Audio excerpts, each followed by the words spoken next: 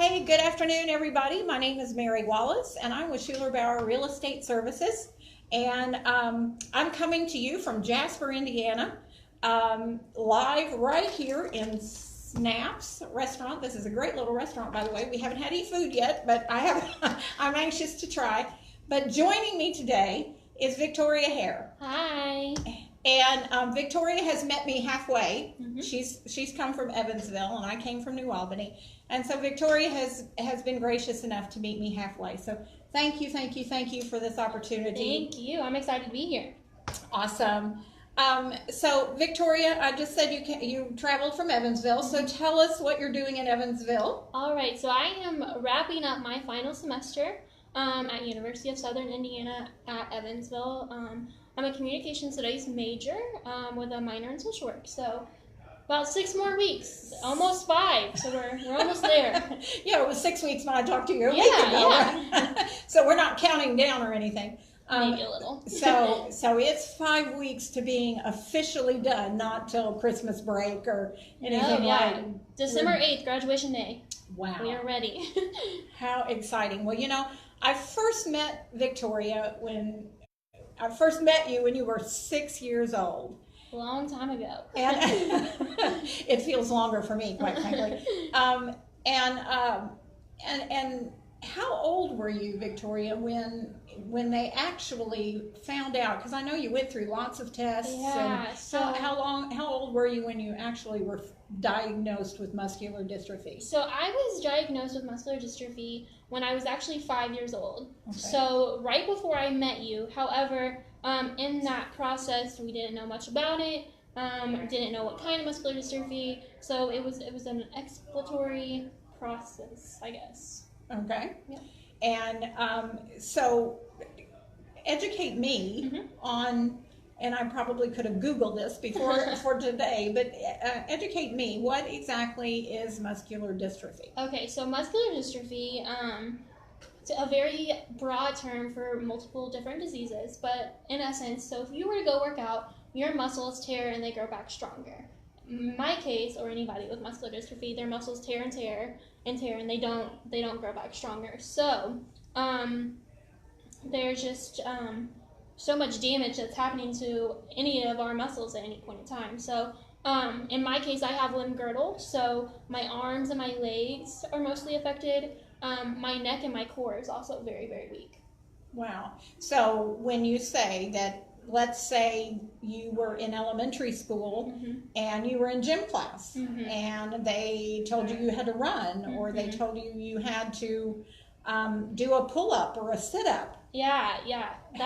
How was that affecting you? That did not happen very well. So I remember back in elementary school, and all of my teachers back then were great, but if we were running laps, I would walk the laps, or we had to sit on the floor, and that my whole life has been very, very difficult. I can't get up from the floor very easily, so I'd have friends crawl over and get on all fours, and I'd use their backs to get up, and so everybody was very patient, luckily, in that case.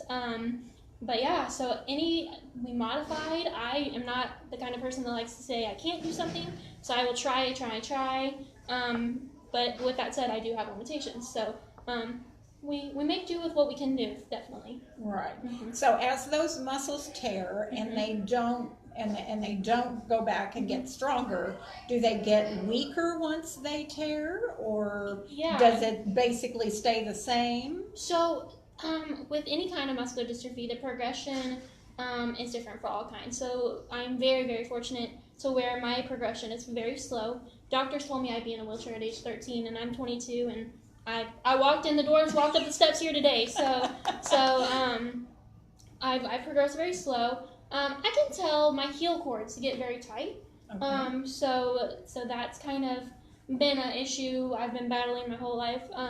But just for me, a very slow progression. However, for more of the severe kinds of muscular dystrophy, like Duchenne's or SMA, those are progress very quickly. So, like I have even seen it take someone's life. So like it either is very quick or very slow. Wow. Well, to God be the glory. Yeah. That is a slow. So blessed, so thankful. You had mentioned when you were in school that you had friends that would help you if you were having to sit on the floor and then had to get up. Has that always been the case? I mean, has everybody always been understanding? Has everybody always been really helpful, or has that been a challenge? You know, just like anything, people are very quick to judge at times. So I know in situations I've had people ask, like, why can't I do something a certain way, or why I used to leave class 5 minutes early, and people would be like, well, you just do that for fun. And that wasn't the case. If I was in a big crowd of people, I could fall, and that could be detrimental to my health. So I would have to take those 5 minutes. Or so comments about that, I've had people say that they could hurt me, and like they can make me fall. So that has been an issue as well. So like most cases, I've been very lucky. I've been surrounded myself with good people, and I'm very thankful. But there are those judgmental people from time to time. That's right, and people that think it's funny, or that to trip somebody, and I guess I could say I'm a guilty party in school as well, playing a practical joke, but sometimes our practical jokes are not intended to be practical jokes. You never know the walk of life somebody's going down. You don't know what's happening behind closed doors. I look very normal to most people, I would think. People say that to me. But I have my challenges that I try to hide. Well, and we all have limitations. We all have challenges. Maybe mine are not physical, and maybe others are not physical, but we all also have gifts.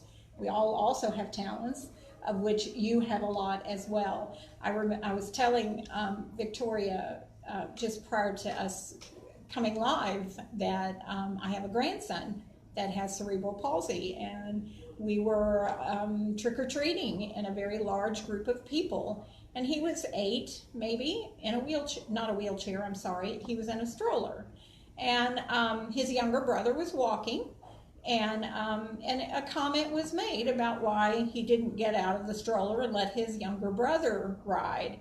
Now, again, I'm sure she didn't have any idea that there was any specific reason. So there was no intent, let's put it that way. But nonetheless, it's hurtful. It's hurtful. and it was hurtful to the mom. I don't think Aiden really cared one way or the other, and I probably shouldn't have said his name, but I don't think he cared one way or the other. But like you said, and like I am more and more aware that we are so quick.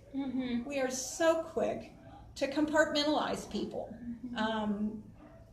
Whether it's a political affiliation or a religious affiliation or a racial affiliation, I mean, we're just all people, created beings, trying to survive and get along. Yeah, so why not help people survive, Right. Yeah, I mean, we all need that village, so why not help someone? So tell me a little bit more about what you have learned since growing up with this muscular dystrophy, and how you have actually really gotten very close to the association. Yeah, so this is a story, but so I obviously was diagnosed pretty young, quickly became involved with the Muscular Dystrophy Association, and I believe there should be a tab at some point where you can donate. But very close. I've served as a Goodwill ambassador. I've had various fundraisers. I've interned with the Muscular Dystrophy Association in Dallas as a family care and clinical support intern. So that was attending our clinic